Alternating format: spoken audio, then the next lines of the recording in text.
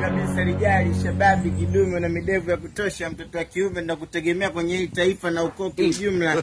Hapo utakuta mtoto wa kiume anaenda kununua vocha dukani. Hapo naambia mwenye duka nipangulie. Wewe, message.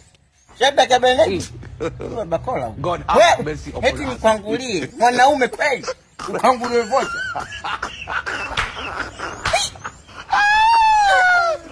Wewe nipangulie. Mwanaume unakwangua vocha na nini na konzi? Alikunua konzi wako unakwangua. Mwanaume eti unaenda kununua miwa eti nimenyemua. Wewe mwanaume unamenyua mua wewe.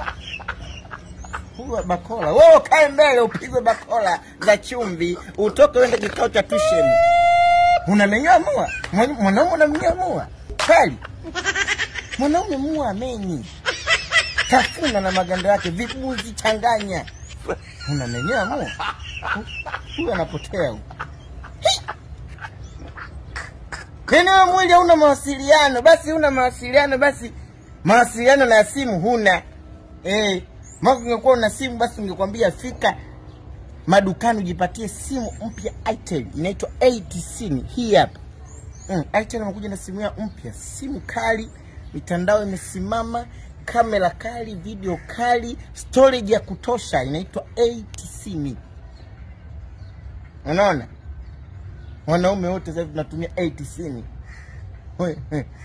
Nakaa eti nimenyemua. Wewe nikwangulie vocha. Wewe majambazi utaua wewe. Koma! Wewe Juma, Shadrack, Abednego, wewe Solomon. Anakutea huyo.